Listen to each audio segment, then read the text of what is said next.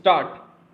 In state of MP and others, etc. versus Neelam Singh and others, etc. 2009 9 SCC 999, the court observed that it is well settled that power of the High Court to issue an appropriate writ under Article 226 of the Constitution is discretionary.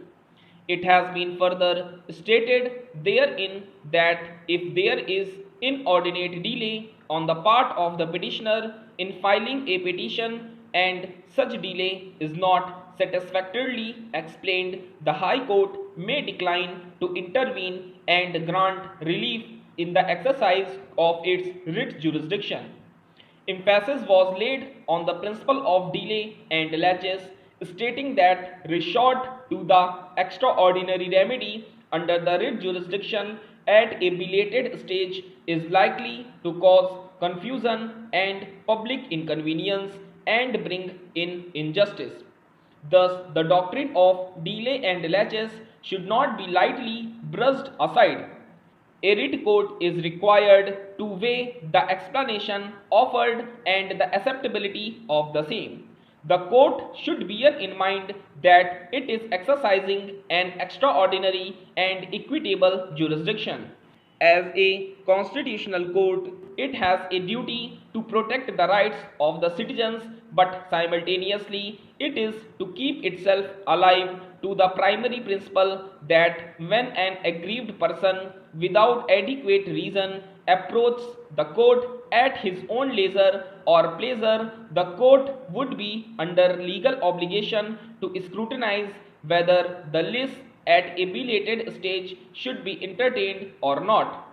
Be it noted, delay comes in the way of equity.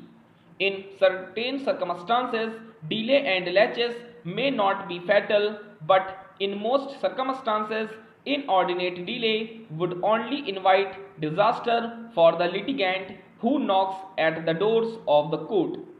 Delay reflects inactivity and inaction on the part of a litigant who has forgotten the basic norms. In the case at hand, though there has been 4 years delay in approaching the court, yet the writ court chose not to address the same. It is the duty of the court to scrutinize whether such enormous delay is to be ignored without any justification. That apart, in the present case, such belated approach gains more significance as the respondent implies being absolutely careless to his duty has remained unauthorized absent on the pretext of some kind of ill health. We repeat at the cost of repetition that remaining innocuously oblivious to such delay does not foster the cause of justice.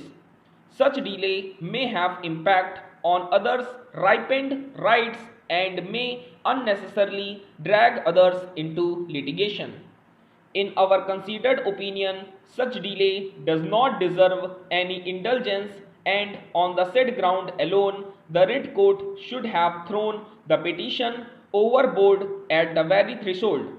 Having dealt with the doctrine of delay and laches, we shall presently proceed to deal with the doctrine of proportionality, which has been taken recourse to by the High Court regard being had to the obtaining factual matrix.